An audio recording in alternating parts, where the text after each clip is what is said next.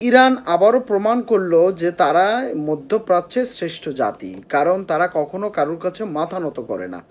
Iran এটাও প্রমাণ করলো যে মার্কিনিরা যদি মধ্যপ্রাচ্যে অশান্তি সৃষ্টি করার জন্য ইরানকে যদি তারা থাবা বসাতে চায় ইসরায়েলের মাধ্যমে, তাহলে ইরান তার শক্তি, তার কর্ম, তার অবস্থান শক্তি জমাট দিয়ে তিনি মার্কিন যুক্তরাষ্ট্র নয়, সারা বিশ্বের যে কোনো রাষ্ট্রের বিরুদ্ধে তিনি অবস্থান নেবেন। অর্থাৎ তার ভূখণ্ডে যদি কেউ হামলা চালায় বা কোনো কিছু করে, তাহলে মার্কিন যুক্তরাষ্ট্র নয়, পৃথিবীর যে কোনো শক্তিশালী দেশকে তারা কাবু করতে পারে।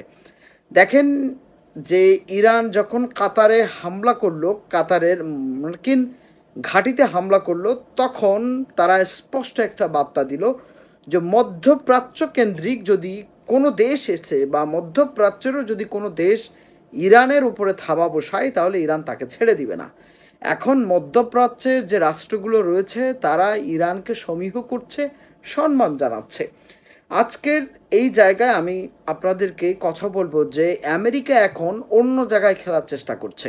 কোথায় কোথায় খেলার চেষ্টা করছে সেটা নিয়ে আজকে আপনাদেরকে বিস্তারিত জানাবো। যারা আমার ভিডিওগুলো দেখে থাকেন, আমি সবার কাছে অনুরোধ করবো যে প্লিজ সাবস্ক্রাইব মাই চ্যানেল এবং বেল বাটনটি অন করে রাখুন, যখনই আমি ভিডিও পোস্ট করব যেন আপনারা তথ্যগুলো জানতে পারেন।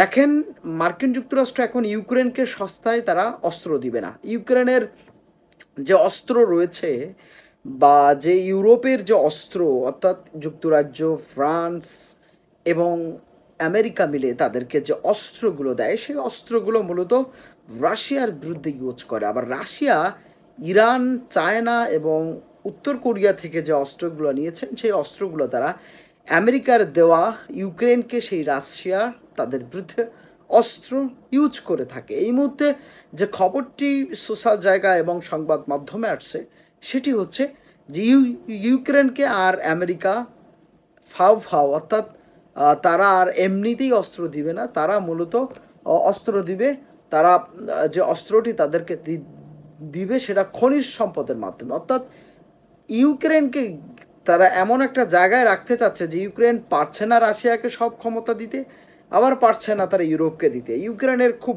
বড় আশা ছিল যে তারা ন্যাটোতে যোগ দিবে, এরপরে তারা বিশাল শক্তিশালী রাষ্ট্র হবে।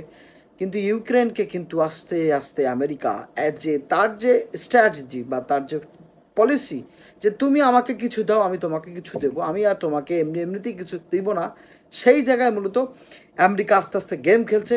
আর রাশিয়া আমেরিকার অস্ত্র যেটা ছিল, অর্থাৎ এই আমেরিকা দেওয়া যে ধরনের শক্তিশালী অস্ত্রগুলো, সেই অস্ত্রগুলো রাশিয়া আস্তে আস্তে কাবু করা শুরু করেছে। সুতরাং এই জায়গায় একটা পরিস্থিতি দাঁড়াচ্ছে যে ইউক্রেনকে এখন তারা চাচ্ছে যে আমেরিকা চাচ্ছে যে ইউক্রেনের খনিজ সম্পদগুলোকে যদি তারা আর্ন করতে পারে বা খনিজ সম্পদগুলো যদি তারা ইউক্রেন কাছ থেকে নিতে পারে, তাহলে হয়তো আমেরিকা সৈন্য পাঠাতে পারে অথবা তারা অন্য কিছু কাজ করতে পারে। এই ধরনের অবস্থা একটা তৈরি হচ্ছে এবং সেই পরিস্থিতির দিকে যেতে যদি চায় তাহলে কিন্তু পুরা ইউরোপের একটা বিধ্বস্ত অবস্থা হবে এবং ইউরোপ যদি বিধ্বস্ত অবস্থা হয়ে যায় তাহলে মার্কিন যুক্তরাষ্ট্রের কিন্তু অবস্থা খারাপ হয়ে যাবে। মার্কিন যুক্তরাষ্ট্রের মূল শক্তি হচ্ছে ইউরোপকে নিয়ে খেলা এবং ইউরোপকে খেলতে যেয়ে তারা যে ইউক্রেনকে হাতছাড়া করে দিচ্ছে রাশিয়ার কাছে এবং চায়না যে পরাশক্তি হয়ে যাচ্ছে আস্তে আস্তে অর্থনৈতিক দিক থেকে, স্পেয়ার পার্টসের দিক থেকে,